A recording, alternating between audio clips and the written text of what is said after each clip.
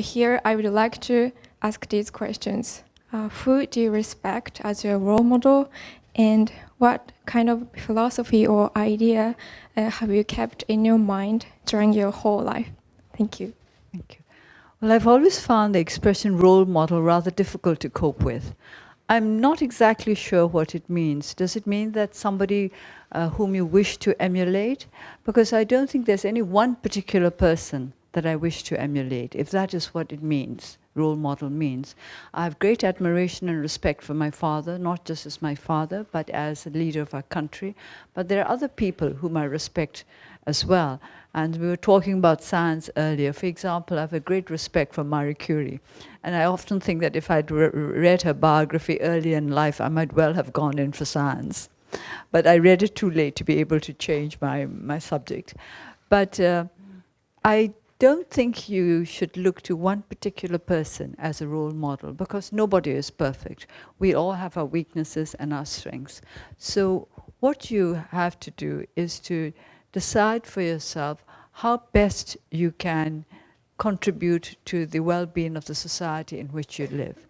That doesn't have to be in a large way. I often think that people who discharge their duties and their responsibilities fully, whatever these may be, are far more effective than those who may be in very important positions, but who abuse their power and their influence in a way that is negative for society as a whole. When I was trying to make our people understand what democracy was all about, because we lost democracy back in 1962. That's more than 50 years ago, when you were not even thought of. That's a long time ago. And many of our people had no understanding what democracy was. And when we tried to make them understand and to become part of the movement, they would ask questions as like, but I'm nothing. I'm not educated. I'm just a street hawker. How can I help? Then I would say, if you are a street hawker and your work is simply to sell whatever it is you're able to hawk around from one place to another, and if you do it honestly, if you do it honestly in the sense that you ask for the right price, and whatever you are selling is what what you say it is, then you're discharging your responsibilities. And you can also be pleasant about it. You can try to make your surroundings a little better because of you. And I think this is how you have to look at it.